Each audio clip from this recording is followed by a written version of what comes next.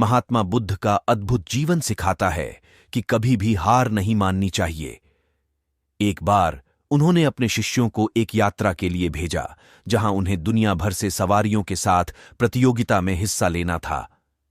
शिष्य वहां पहुंचकर अपनी मेहनत और साधना के साथ प्रतियोगिता में भाग लेते हैं, लेकिन उनकी कठिनाइयों ने उन्हें हार का सामना करना पड़ा।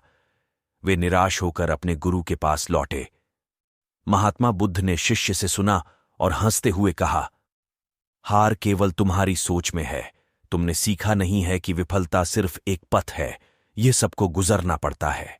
बुद्ध ने शिष्य को यह सिखाई कि हार का अर्थ यह नहीं होता कि आपने कुछ नहीं पाया, बल्कि यह होता है कि आपने कुछ सीखा है। विफलता से सीखकर शिष्य ने अपनी कमजोरियों पर काबू पाया और अगली बार मेहनत करते हुए अच्छे परिणाम प्राप्त किए। इस कहानी से हमें यह सीखने को मिलता है कि जीवन में हार को अवसर समझना चाहिए और हर चुनौती को एक सीख मानना चाहिए। यही है महात्मा बुद्ध की शिक्षा, जो हमें सदैव प्रेरित करती है कि आगे बढ़ने के लिए कभी नहीं हारना चाहिए।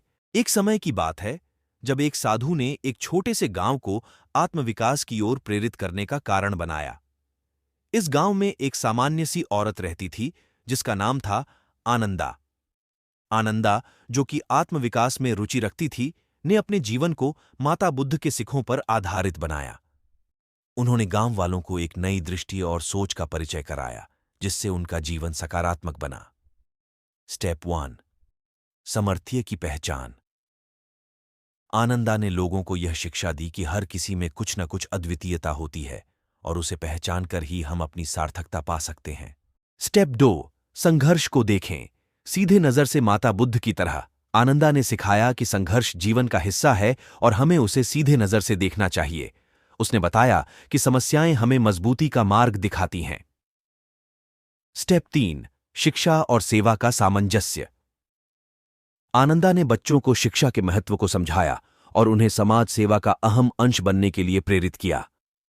स्टेप 4, सच्चे सन्मार्ग में चलना। माता बुद्ध की तरह आनंदा ने लोगों को सच्चे सन्मार्ग में चलने की महत्वपूर्णता बताई, जिससे उनका जीवन सही दिशा में बदलता गया।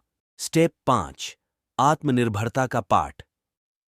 आनंदा ने लोगों को आत्मनिर्भरता के महत्व को समझाया और उन्हें यह सिखाया कि वे अपने स्वयं के संघर्षों से बहुत बढ़कर आत्मसमर्थन कर सकते हैं। आनंदा के प्रेरणादायक प्रयासों के बाद गांव वाले ने नई सोच और सकारात्मक दृष्टिकोण को अपनाया, जिससे गांव ने आत्मविकास की राह में कदम बढ़ाया। नीति बाग एक खास बाग था जो जीवन को नई दिशा में मोड़ने के लिए एक माहौल प्रदान करता था।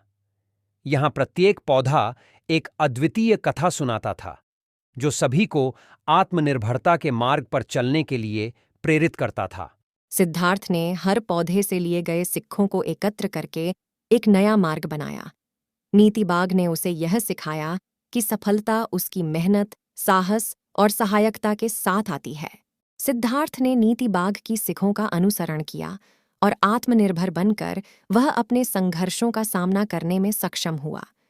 उसने यह समझा कि आत्मनिर्भरता एक शक्तिशाली और संगीत सफलता का माध्यम है। नीति बाग, आत्मनिर्भर और सफल जीवन की कहानी।